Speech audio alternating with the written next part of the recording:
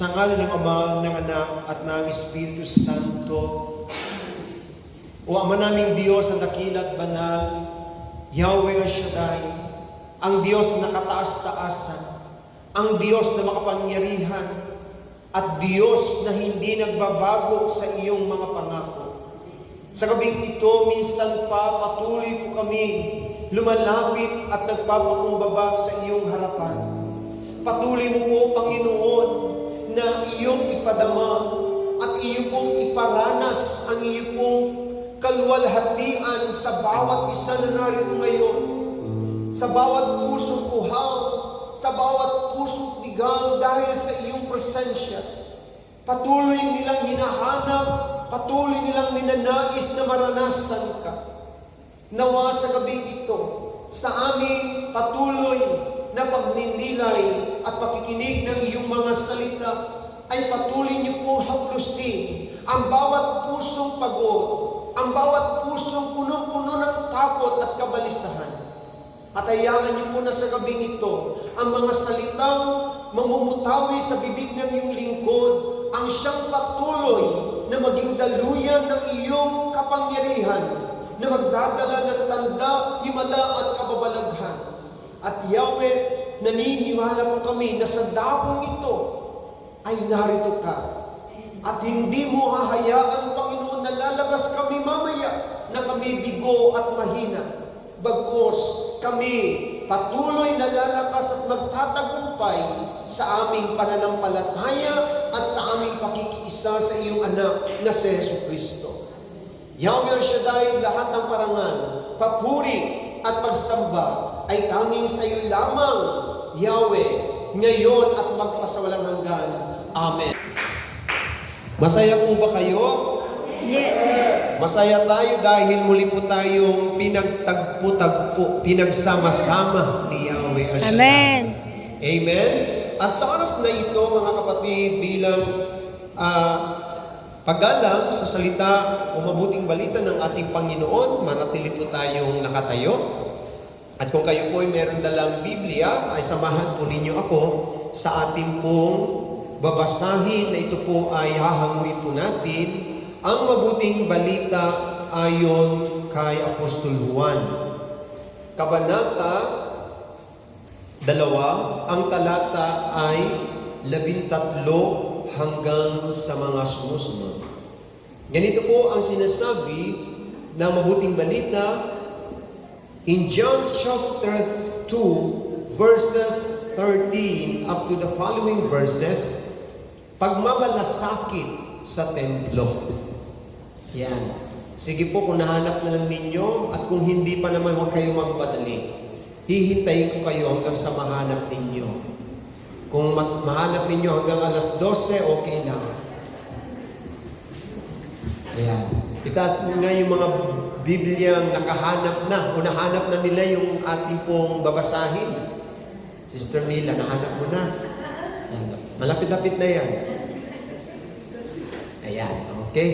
So mga kapatid, ating pong sabay-sabay na basahin at unawain mabuti ang mensahe ng ating Panginoon. Ganito po ang nasusulat, malapit na Paskwa ng mga Hudyo. Kaya't pumunta si Jesus sa Jerusalem. Nakita niya sa templo nagbibili ng mga baka, mga tupa at mga kalapati, at ang mga namamalit ng salapi. Gumawa siya ng isang panghagupit na lubid at pinagtabuyang palabas ang mga kalakal, pati mga baka at tupa. Isinabog niya ang salapi ng mga namamalit at pinagtataob ang kanilang mga hapag. Sinabi niya sa mga nagbibili ng kalapati, alisin ninyo rito ang mga iyan. Huwag ninyong gawing palengke ang bahay ng aking ama. Naalala ng kanyang mga alagad na sinasabi sa kasulatan, ang aking malasakit sa iyong bahay ay parang apoy na nag-aalaw sa aking puso. Dahil dito'y tinanong siya ng mga Hudyo, Anong tanda ang maibibigay mo upang patunayang may karapatan kang gawin ito? Tumugon si Jesus, "Gibain ninyo ang templong ito at muli ko itatayo sa loob ng 3 araw." At sinabi ng mga Hudyo, 46 na taon na ginawa ang templong ito at itatayo mo lamang sa loob ng 3 araw. Ngunit ang templo tinutukoy ni Jesus ay ang kanyang katawan. Kaya't nang siya'y muling mabuhay, naalala ng kanyang mga lagad na sinasabi niya ito, at naniwala sila sa kasulatan at sa mga sinabi ni Jesus. Mga magulang at mga kapatid, ito po ang mabuting balita para sa ating kaligtasan. Pinupuri ka namin, Panginoong Hesukristo. Palakpakan po natin ang pagkabasa ng kanyang ebanghelyo. Sige po, yung malakas, malayang palakpak para kay Yahweh, El Shaddai. At may kasamang sigaw. Sabihin natin, El Shaddai. El Shaddai! Narito ako kayo Ito ako kayo sa iyong tahanan. sa iyong tahanan. Kaya naman, Kaya naman, dinggin mo dinggin mo ang aking mga dasal. ang aking mga dasal. Amen? Amen! Amen. Sige po, pwede na po kayo magsensya ng ating Panginoong Yesu Kristo. Mga kapatid at mga magulang, una po sa lahat na nagpupuri ako, nagpapasalamat sa ating Panginoon sapagkat muli po tayong pinagtagpo ng ating Panginoon. No? Napakagandang tignan, no? Sa mga anak ni El Shaddai, no? Sa damit pa lang ay nakikita ninyong puting-puti na. Amen? Yan ang pagkakaisa ni mga anak ni Yahweh Shaddai dito po sa Friday Olmo. Amen? Pero pa man mga kapatid ko ay ating pong balikan ang ating pong mga nakaraang mga pinag-aralan no nakaraang Friday. Sino pong nakaraang tumayo sa inyo no nakaraang Friday? Naalala niyo po ninyo? This Sister Bong. Brother Bong, no? Sister Kike kasi, no? Siba, ano po yung nai-tackle ko sa atin o nai-share ng ating pong butihing preacher na si Brother Bong? Naalala ninyo? Ang buhay na walang hanggan. Buhay na walang hanggan. Buti lang, Sister Sally, naalala niya. Ano pa? Ha? Pagbibinyag. Totoo ba yung Brother Bong? Nasamit doon? Pagbibinyag. Oh, yan. Oh, tingnan ninyo. Sister Dina. Talagang pagbibinyag talaga. No? Si Sister Sally naman ay buhay na walang hanggan. Ano yung gospel na nakaraan?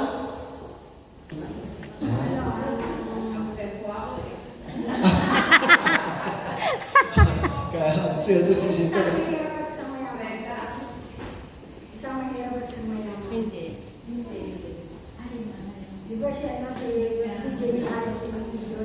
sino yun? Tatanungin natin si Pre yung nag-talk. Sino yung brother mo? Sino yun, Brother Bong? Ha? Ayan. Naalala nyo na, yung nagpunta sa templo, yung dalawang nanalangin, pumanig sa templo, di ba? Sino yun? Ha? Isang publikano. At saka isang? Ha? Parisiyo ba? Parisiyo? O iskriba? Hindi kayo sure, ano? Okay, so, di ba, konektado ngayon sa ating pong gospel, no? About doon sa templo. Ano ba yung templo tinutukoy po noon? Ito po yung itinayo ni Haring Solomon. Di ba? Yung templo yun, yung nakikita ninyong dinadalanginan ng mga, dinadasalan ng mga Hudyo, lalo yung mga religious, yung pader, yung wedding wall, tawag, yan ay hindi pa ganyan yan. Buo pa yan. Nakatayo pa talaga yung templong iyon. At napakagarang templo, mga kapatid ko. yung mga inukit nila, yung mga inilagay nila mga bato, mamahalin. No? Mamahalin yung kanilang mga pinagpaganda nila, no? Yung mga palamuti. No? Talagang sobrang hahanga ka pag makita mo yung templong iyon, mga kapatid. Na ngayon, hindi mo na siya makita, kundi wall na lang, pader na lang.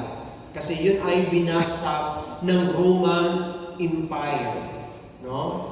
Noong 70, na after Christ, no? Yun ay binasa po ng mga Roman soldier, mga kapatid ko. Ngayon, sa ating pong gospel, mga kapatid ko, ang ating Panginoon po ay nagpunta po saan? Saan po siya nagpunta? Ayon sa gospel natin? Sa Jerusalem. No? Sino po nakarating na po ng Jerusalem? Kumawa naman, hindi po kayo nakarating? Ang layo noon, mga kapatid. No, sasakay ka pa ng eroplano. Pag hindi ka pa nakapunta sa Jerusalem, naku, ikaw na yung pinaka-malungkot na caregiver. Sapagkat sa lahat ng mga tao, lalo sa mga taong may paniniwala sa Diyos, ang kanilang tinatarget na puntahan ay ang Jerusalem. Hindi magiging masaya ang buhay mo sa Israel kung hindi mo pa napuntahan ang Jerusalem. Ang Panginoon mismo, taon-taon ipinagdiriwang po nila yung Paskua. Ano ba yung Paskua? Yung Pesa, di po ba? Na yun ay nangyari ito doon po sa panahon ni Moses. Ngayon, ang ating Panginoon po, nagkikisa din po siya sa Pasko na kung tawagin po ng mga Hudyo, kaya siya nagpunta sa Jerusalem. At alam po ninyo, sa kanyang pagpunta, wala siyang ibang nakita. Sa pagpunta niya doon po sa templo, anong nakita niya? Na siyang naging dahilan ng pagkagalit ng ating Panginoon. Yung mga nagtitinda ng baka, ng mga tupa, ng mga namamali, ng mga salapi. No? Kasi nung panahon yun, siyempre, yung mga tao po, nanggagaling po sila sa iba't ibang panig ng mundo. Malalayo sila. No? Siyempre, ang tao doon pupunta, alam na naman magdadala pa ng kalabaw galing ng Rome. Dala yung kalabaw na iahandog kay Yahweh. O magdadala pa ng tupa.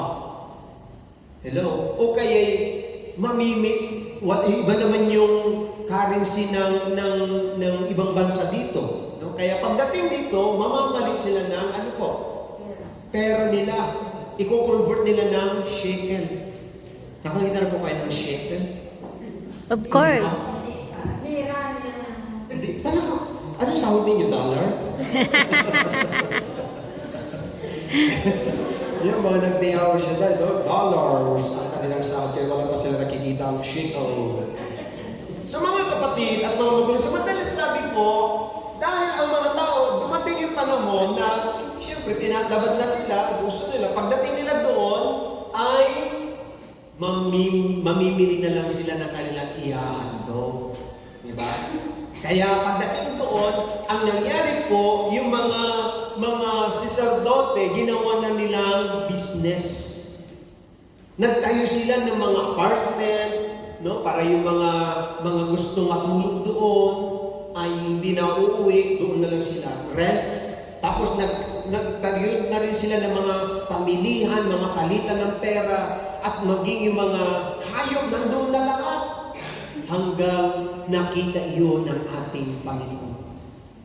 At dahil nakita niya na nagiging palengke na ang templo ng Diyos, na dapat ang sabi doon ay bahay ng aking Ama, bahay dalanginan, ay naging lugar ng mga nakawan. Siyempre, pag nandun ng palengke, nandun na ang mga hindi maiiwasan yan, nandyan yung mga dayaan, nakawan, kupitan. Kaya doon ang ating Panginoon ay nagalit po. Ngayon, ang ating pong paksa, ang pinaka-paksa po natin sa gabing ito, ay pamamagatan po natin the genuine concern of Jesus Christ. Yung, ano bang ibig sabihin ng genuine sa Tagalog?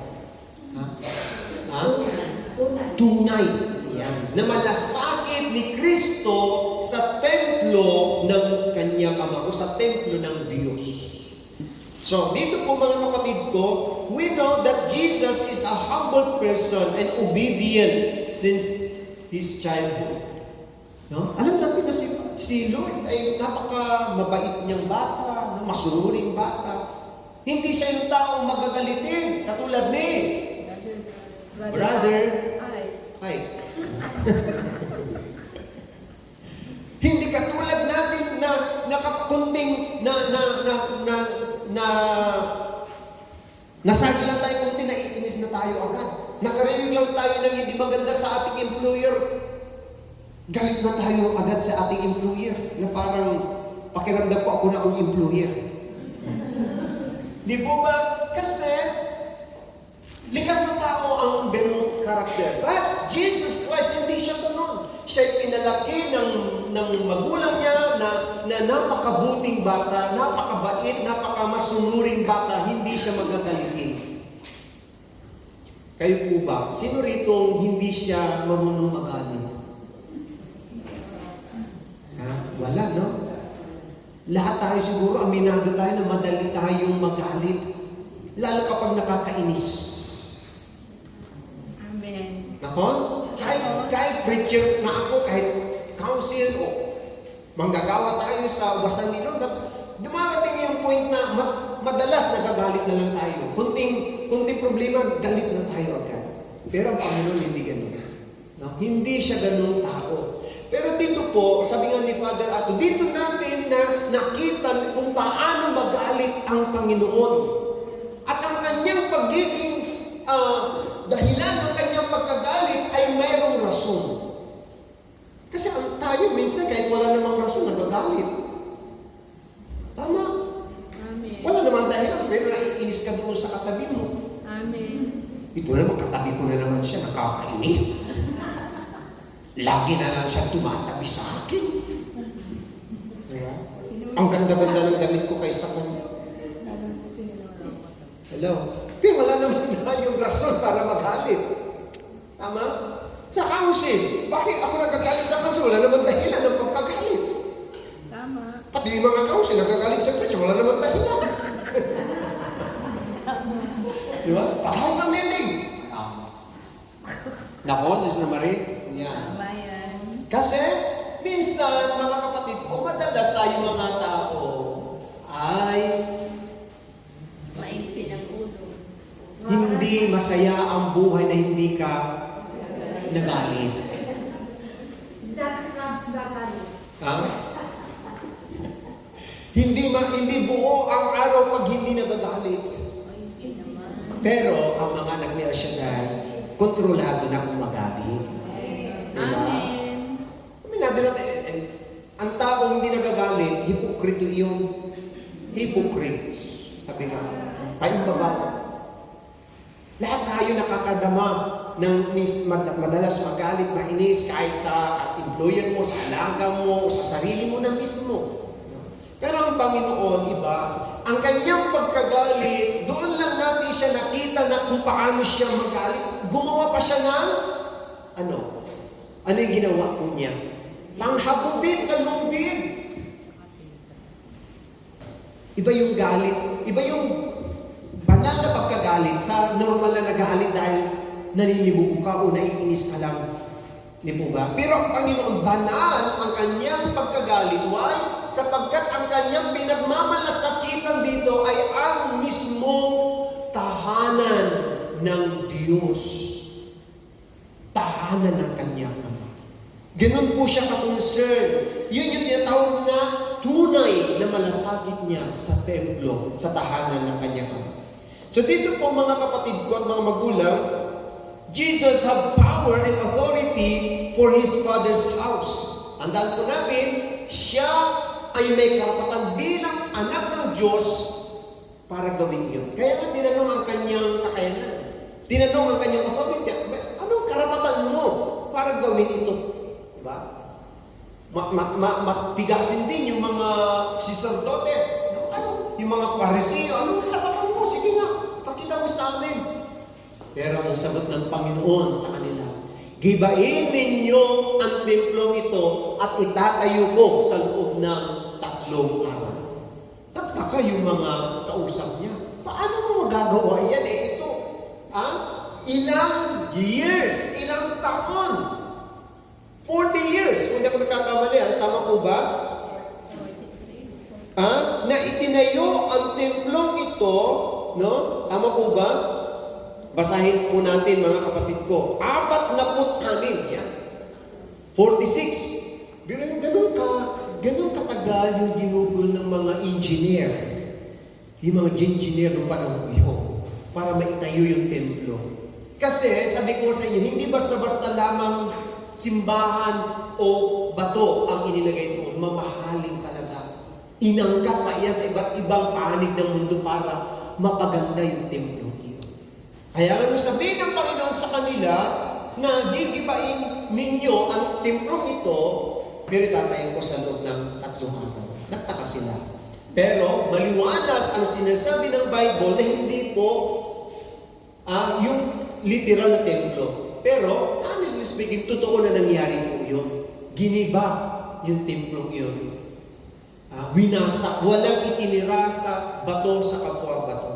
Winasak talaga. Pero ang tunay talaga na sumisimbolo ng ibig niya sabihin dito ay ang kanyang katawan. Amen? Amen. Yung kanyang katawan na mamamatay, papatayin siya, gigibain siya, pero sabi niya itatayo siya muli ng kanyang ama. Amen po ba? Amen. So sa atin din po, mga kapatid ko, ang ating katawang ito ay hindi talaga atin. Amen? Hindi natin ito pagmamayari. Kanino ito? Sino nagmamayari ng ating katawan?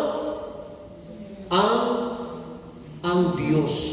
At ang sabi doon, nanananahan o naninirahan ang banal na Espiritu sa templong iyan. Kaya nga sabi kanina sa ating pong binasa, tayo ang buhay na templo ng Diyos. Naniniwala po kayo? Amen. Ito literal na templo ng Diyos, simbahan ng Diyos. Sambahan, ang tawag dito, sambahan. Tama? Yun yung paliwanag nila, sambahan. Sino yung simbahan? Tayo. Amen?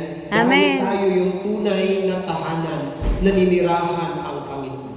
So meron po tinatawag po na dalawang klase po na church o templo o simbahan. Una yung tinatawag po na structural temple, mga kapatid ko, na ito ay created by man. Sinabi niya dito sa Jeremiah chapter 10, 7 verse 10, ang kinamumuhian ko'y siya ninyong ginagawa. Pagkatapos pumaparito kayo sa aking templo at sinasabi ninyo, ligtas kami rito. Bakit? Ang aking bang templo'y taguan ng mga magnanakaw? Nakikita ko ang ginagawa ninyo. Akong si Yahweh ang nagsasabi nito. Kaya naman, ang ginawa ko sa Siloy ay gagawin ko rin sa templong ito na labis ninyong pinagtitiwalaan. Wawasakin ko ang puok na ito na ibinigay ko sa inyo at sa inyong mga ninuno, gaya ng ginawa ko sa Siloy. So, ibig sabihin, ano yung tinutukoy doon ng templo? Dahil yung mga tao, doon na sila umaasa. Ginawa na nilang hanap buhay, hindi, nakakalimutan na nilang magdasal, nakakalimutan na nilang na sumamba sa Diyos. Why? Sapagkat nakapokus na sila doon sa business, nakapokus na sila doon sa pera, sa pagpapayaman, sa mga material na bagay. Bakit? Bakit ganun? Sapagkat ang tao'y naging materialistic na. Pagpapayaman na sa material na bagay.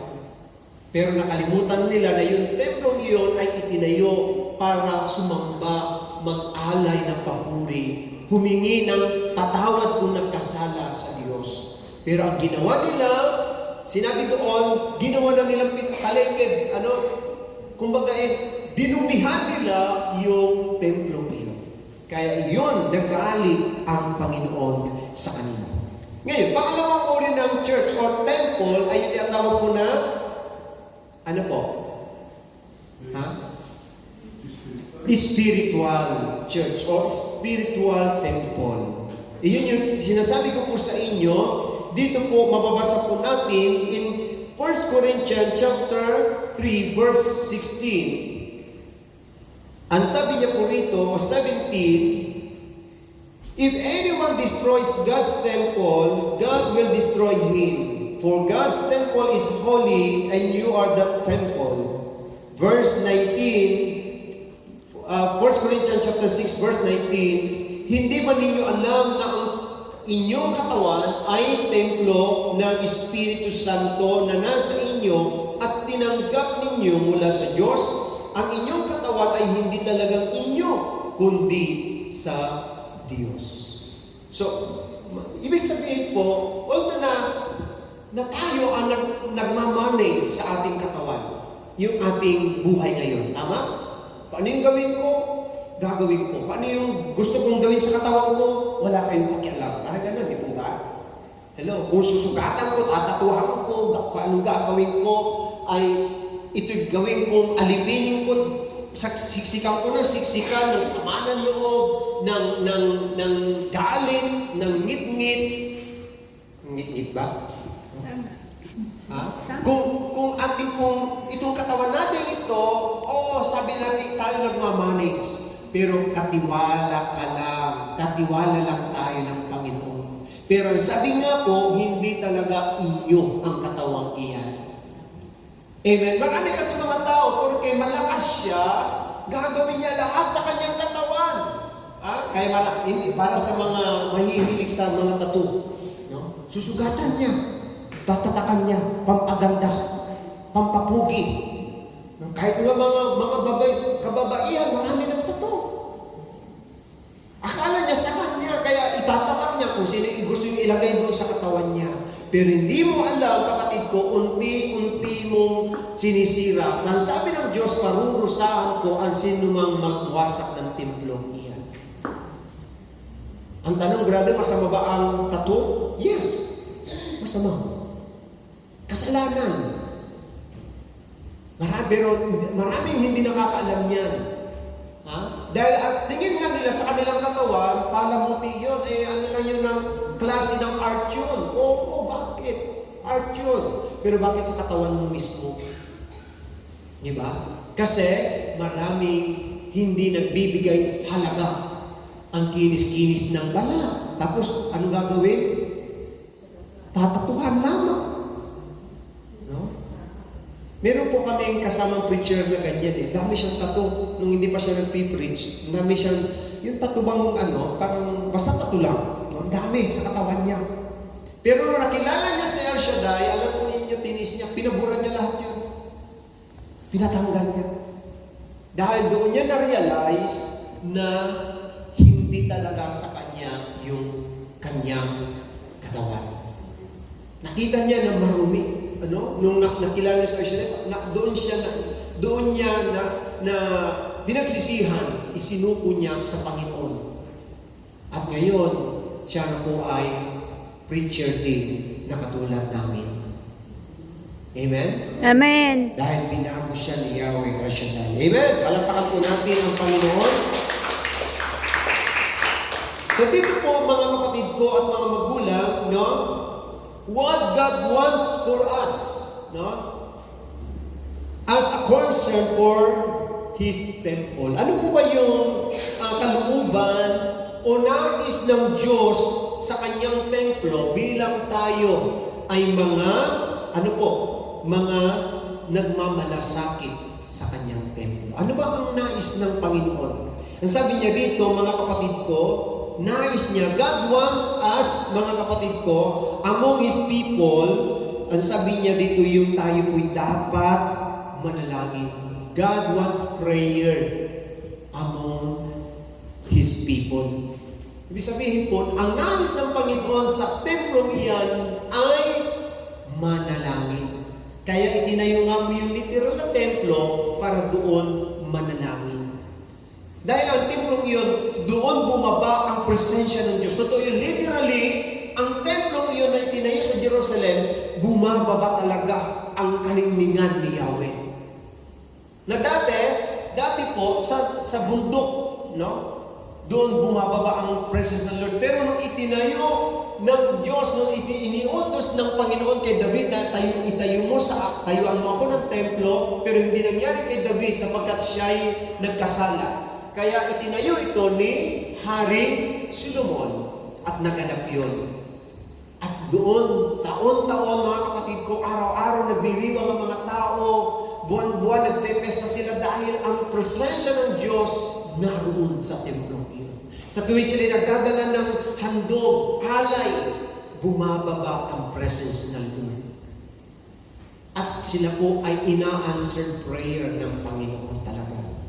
Ganon din sa atin ngayon. No? Sa lugar na ito, kung naniniwala tayo nandito, dahil ito'y templo ng Diyos, simbahan ng Diyos, ay maliit lang. Pero kapatid, kung meron kang pananampalataya, sa bawat dalangin natin itinatas sa Kanya, dinirinig ng Panginoon. Amen. Amen? Kaya humingi ka na, Lord, bigyan mo na ako ng trabaho, bigyan mo ako ng employer, bigyan mo ako ng visa, Lord. Hindi mahirap sa Diyos ang hinihingi mo.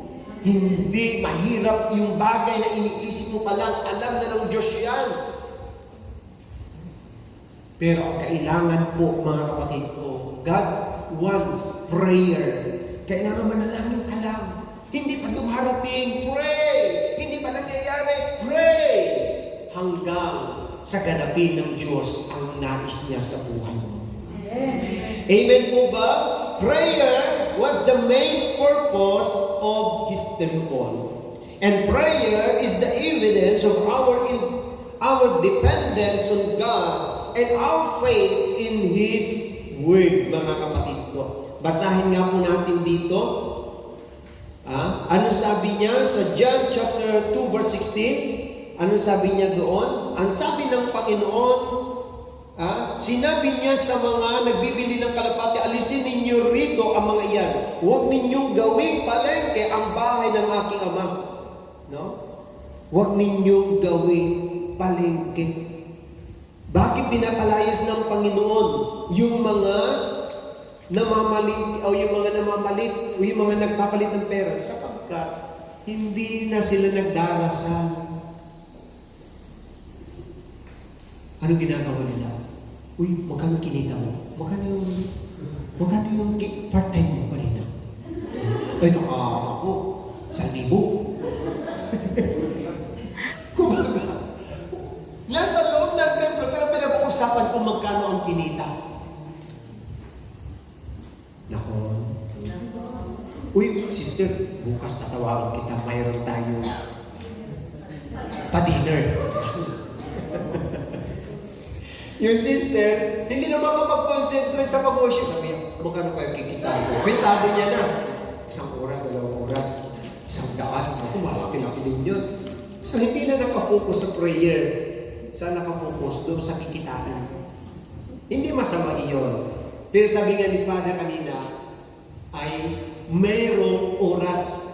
Kahit nga sa damit, di ba? May akmang damit. Ganun din po, pag nasa loob tayo ng simbahan o gawain ng Diyos, kalimutan mo muna yung kita. Kalimutan mo muna yung problema. Kalimutan mo muna yung narinig mong masamang balita. Manalangin ka muna kay Yahweh. Amen. Amen po ba? Amen. Glory to God. Glory to Christ Jesus. Ano pa mga kapatid ko? Ang sabi pa niya rito sa Isaiah chapter 56 verse 7. This I will bring to my holy mountain and make them joyful in my house of prayer. Their burnt offerings and their sacrifices will be accepted on my altar. For my house shall be called a house of prayer for all people. So, ibig sabihin po, ang simbahan ay itinayo, niloob ng Diyos na itayo para doon manalangin ang tao. Kaso nga lang, kahit nung high school po ako no? Makikita mo niya, magsisimba ka, may mga nagliligawan. Di ba? Doon sa loob ng simbahan. Yung iba, nagkikwentuhan, nagmamaritisan. So, hindi na po house of prayer, kundi house of chismisan. Nako, sabi mo sa katabi mo, kapatid, Kapatid, ang simbahan ng Diyos, ang simbahan ng ang Diyos, templo ni Yahweh, ang templo ni Yahweh, ay lugar ay lugar ng dalanginan. ng dalanginan. Amen? Amen! Glory to God. Palapakan po natin ang Panginoon. Glory to God. At ano pa mga kapatid ko at mga magulang? Pangalawa, ang sabi pa niya rito, God wants people being helped. Tama po ba? No? God wants people being helped. Na, sabi niya rito, mga kapatid ko at mga magulang,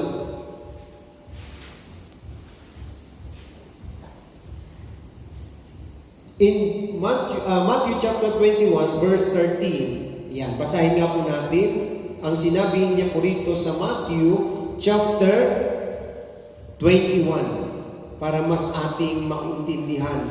Na sabi niya po rito in verse 13, nakita na po ba ninyo? Ang sabi niya, sinabi niya, nasasaad sa kasulatan ng aking bahay at tatawaging bahay panalanginan. Ngunit ginawa ninyong pugad ng mga magnanakaw. Okay? Ano ibig sabihin nito mga kapatid ko?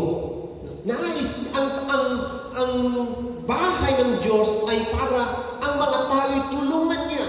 Baguhin niya ang kanilang buhay. Kaso nga lang, hindi na po nangyayari sapagkat ginawa na nilang business yung kanilang pagpunta sa templo. Basta pupunta doon para magdala ng prayer, pero ang ginagawa, magdadala ng lako, paninda. Nahon? Ay, magdadala ko doon ng pansit. Maglalako ako doon sa templo. Magtitinda ako ng bracelet ni Ashadai. Okay lang yun kasi bracelet naman ni Yahweh Shaddai. Maganda yun. Kaso nga lang, kapag ginawa na natin, ang tuon na natin doon sa loob ng simbahan ay mga material.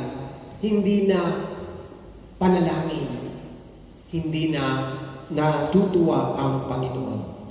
Okay? Ano bang sabi pa niya rito, mga kapatid ko? No? God wants bring your offerings in His temple. Amen? Dapat pag tayo po ay pumunta sa templo, magdala tayo ng ating handog. Huwag kang pupunta sa templo na walang handog. Amen? Alam po ninyo, ito nakakatuwa sa amin, no? Doon sa probinsya namin. Every diocesan assembly, lahat kami, no? Bawat prayer partner, nagdadala ng tinatawag naming paris-paris. Alam yung paris-paris? Halimbawa, meron kang isang sakong bigas, 25 kilos. Gusto mong dalhin yun. Ngayon, paparisan mo pa siya ng isa. Yan. Yung isa, i-offer mo yun. Pag sinabing offering, i-offer. Hindi na sa iyo yun. Para sa templo na ng Diyos yun. Tapos yung isa, iuwi mo yun. Para yun yung dadaluyan ng pagpapala ng Panginoon. Halimbawa, nagdala ka ng isang prutas, sabi natin 1 kilong kamatis. No? Yung 1 kilong kamatis, i-offer mo yun, then yung isa, iuwi mo. Para yun yung blessing. Yun. Alam po ninyo, kahit yung mga prayer partner, kahit makikita mo mambubukid lang, walang hanap buhay, nagdadala talaga sila. At alam po ninyo, everyday season, ang opisina ng El Shaddai, punong-puno lagi ng mga prutas, ng mga groceries. Why? Dahil yung mga kapatid na nagdadala ng kanilang mga handog sa Diyos. Amen po ba? Amen. Totoo ba na may blessing yun? Totoo, sapagkat maraming nakaranas ng himala. Dahil totoo, kung totoo yung pag-o-offer mo sa Panginoon. Amen. Amen? Palakpakan po natin ang Diyos sa lahat. Basahin na lang ninyo doon po sa Exodus chapter 30 verse 10. No, makikita po natin diyan Kung paano nagsimula ang mga blessing ng tao, paano pinagpala ng Diyos ang kanyang bayan? Sapagkat sila, hindi nila kinakalimutan, nagdadala sila ng kanilang mga handog sa Panginoon. So, ganun din po mga kapatid ko. Ano ba? No? God wants us to worship and glorify Him in His temple. Ito yun. No? Ang templo ng Diyos, mga kapatid ko, ang nais niya sa atin ay tayo po ay mag-worship. To worship Him, to glorify Him, no? Sa kanyang templo. Sabihin natin, brother, pwede naman ako mag-worship sa bahay namin eh. Pwede naman kami mag-worship doon sa aming flat. Yes, totoo ka. Sapagkat ang Diyos ay everywhere, nandun siya. Tama? Pero kung maunawaan ninyo, ang templo ay itinilaga ng Diyos, tanging lugar na doon niya kakatagpuin ang mga dasal ng kanyang bayan. Yes, pwede kang dinggin doon habang nagpipray ka doon sa flat mo, sa trabaho mo. Pero iba ang itinilaga ng Diyos na templo niya, ang simbahan niya. Dahil dito ay nagkakaisa ang mga prayer partner. Amen. Totoo yung sabi natin, kaya hindi naman ako matindyan sa gawain. May YouTube naman, meron namang Facebook. Diba? Meron namang Zoom. Ano yun? Zumba. Pero kapatid, iba pa rin ang live na nandito ka sa gawain ni Yahweh El Shaddai.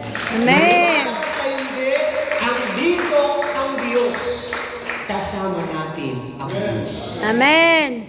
Kaya hindi mo ba napapansin, kahit pagod na pagod ka, kahit puyat na puyat ka sa trabaho mo, pag nagsimba ka, nakinig ka ng homily ng pare, nakinig ka, sumamba ka sa Diyos, paglabas mo, wow!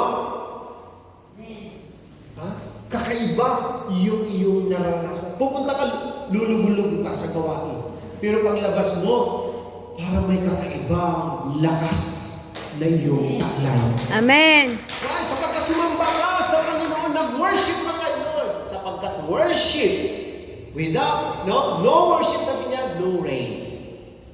So, kung merong worship, merong rain. Ano yung, sa Israel, ang kanilang paniniwala, ang rain ay blessing.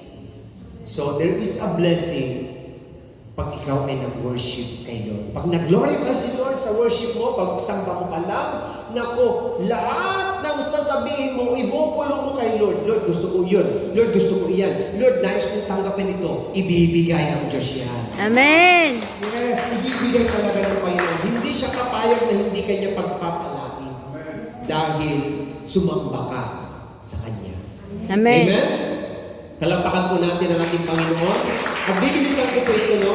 Ngayon, mga kapatid ko, paano po tayo tunay na nagmamalasakit sa templo ng Diyos? Una, sinasabi niya rito, kinakailangan po, we must be diligent in service for God's house. Diligent. Ano yung kasipagan? Kasigasigan. Amen? Kahit pagod tayo sa trabaho, maging ako, aminado po ako, pagod ako sa trabaho. Hindi ko naman sinasabing mabigat yung trabaho ko, pero parang ang dami mong ginagawa. No? Hindi ka tulad pag matanda, paupo-upo ka lang, pabantay-bantay ka lang. No? Pero ngayon iba iba yung, alam yan, mag-isigado mo, siguro mahirap din yung trabaho ng ating kapatid. No? Marami sa ating karamihan pagod. Tama? Pero pagdating sa gawain, nandiyan pa rin makikita mo yung kasipagan ng mga anak ni Yahweh Shaddai. Amen. Kikita mo niya, pagod na nagmap doon sa trabaho, di pagdating magmama pa rin sa simbahan. Maglilinis pa rin. Why? Sapagkat yun yung tinatawag na maging masipag tayo sa tahanan ng Panginoon. Amen. Amen? Palapakan po natin ang Diyos. Hallelujah. Experience ko po yan, no? Sa bahay, no? Pinalaki kaming masipag maglinis, no? Ng aking mga magulang. Kaya makikita mo dyan, kuskus ng, alam mo yung lampaso, no? Lagi, kinukuskus na araw-araw yun, nagkukuskus kami dun sa sahig ng bahay namin kasi may second floor. Pero kahoy, no? Kaya makikita mo dyan, ang kintab, no? Pag naglakad ka, madudulas ka. Diba, mahilig ka nun, yung may floor wax? Yan. Nung nakilala ko si El Shaddai, umatin ako sa gawa ng Panginoon, doon ko rin na-apply. Kaya every gawain, pag mga big event, tagabuhat kami ng upuan, ng mga instrumento. Ikaw na nga magbubuhat, ikaw pa magbabalik. Yan. Ikaw pa tutugtog. Lahat na. All around kami, mga kapatid ko. Pero kapatid, yun ay kailangan talaga na magpakasipag tayo sa templo ng Diyos. Amen? So mga Amen. kapatid, sa gabing ito, bilang pagtatapos po natin, sabi pa niya rito, pangalawa, we must concern to fulfill our duty. Amen? At ang sabi pa niya, mga kapatid, we should strive good things as a God's temple. At yung panghuli po, we should have a unity in God's temple. Masaya kaya nagkakaisa. Amen? Amen. Nagkakaisa, hindi sa,